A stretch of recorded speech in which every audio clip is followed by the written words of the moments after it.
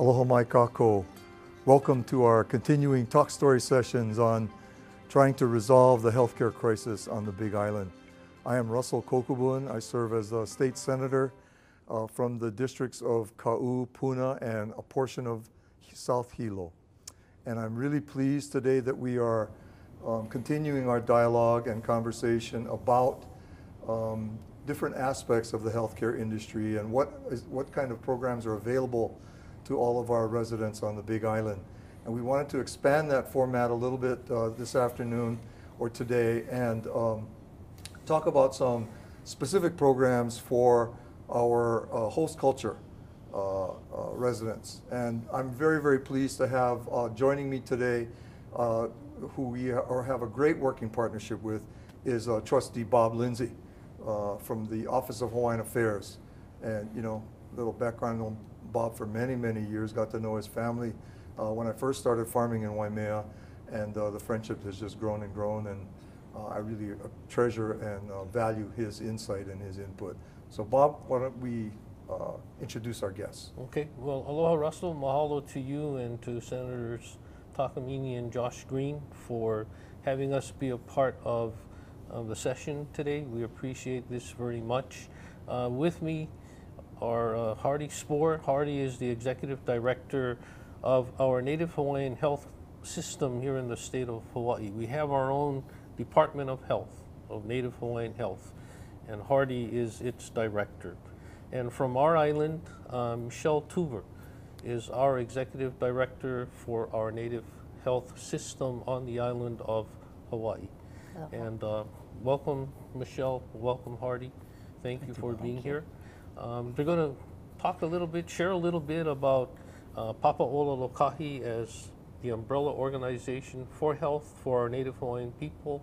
And then Michelle will talk a little bit about what's happening on our island and all the wonderful services that Michelle and her people provide to folks all across the Big Island. Hardy. Okay. Well, thank you, Trustee, and thank you, Senator. It's a delight to be here and to share with Michelle some of the things that we are doing. The whole Native Hawaiian initiative began a number of years ago. We're almost 25 years old now. And I think it's always good to pause and reflect and to pay tribute to those who really were the pioneers in making some of these programs happen. And of course, Senator Noi and Senator Kaka have been at the helm of a lot of this as well. But to take you back to the 1980s, Alulike was formed in 1976 to look at a number of different health needs in the Native Hawaiian community. They identified 5 major issues, and one of those 5 was health. And in 1983, they formed what was called the Native Hawaiian Health Consortium. And they put together a fabric of health professionals to really look at and attempt to address what the health status was of the host culture. And after 2 or 3 years, they came up with what is known as the benchmark report in Hawaiian health, the Ola Lokahi Health Study. And basically that study reflected on, pointed out 3 things. One, that Native Hawaiians accessed health care at a very late date generally. And because of that, 2, their costs were higher than the general population here in Hawaii. The third area of concern was that there were very few Native Hawaiian health professionals at that time who were providing care in the community. And I need to commend at this point Dr. Blaisdell, Kekuni Blaisdell, who I think everyone knows, who was the dean really of Hawaiian Health, and Emmett Aluli as well. Dr. Aluli made the commitment to Molokai.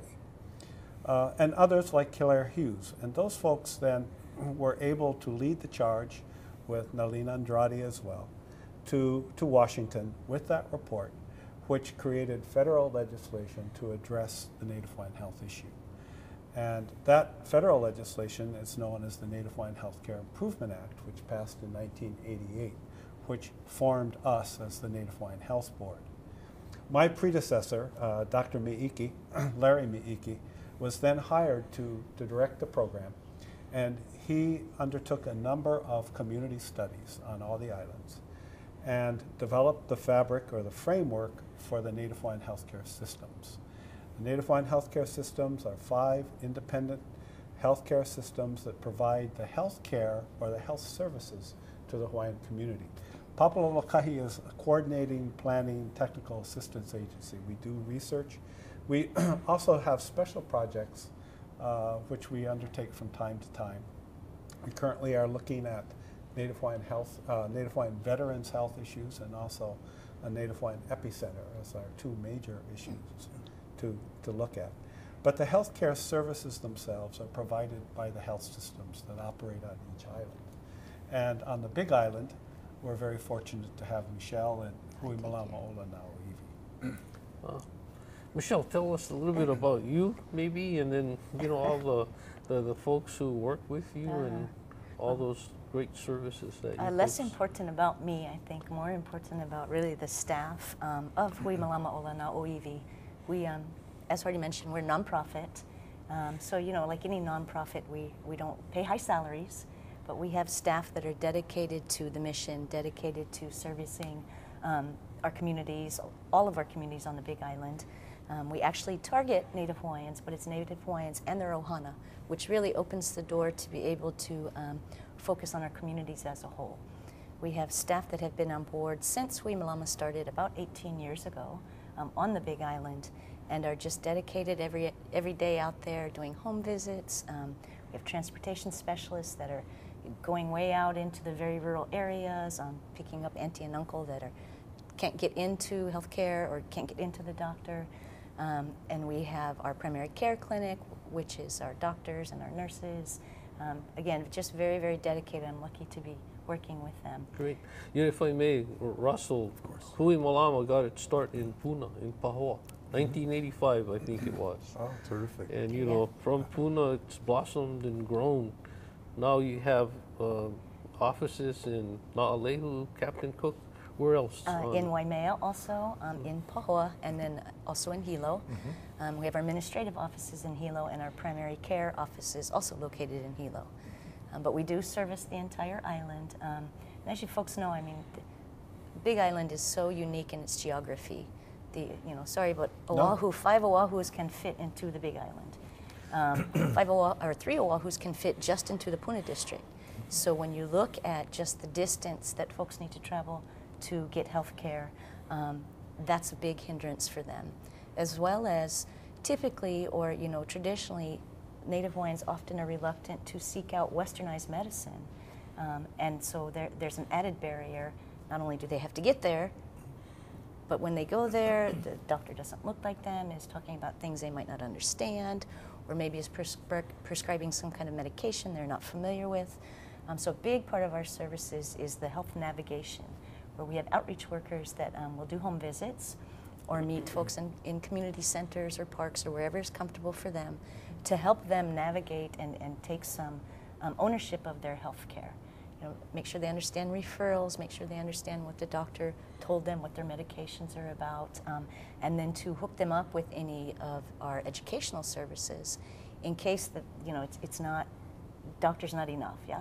So it's not just focusing, as an example, on diabetes, how do we treat diabetes, but Hui Malama really looks at how can we start to prevent the incident of diabetes. So through our nutrition program, through our My Kamala I program, which folks actually learn they build a garden and learn how to grow their own traditional plants to put food on their table.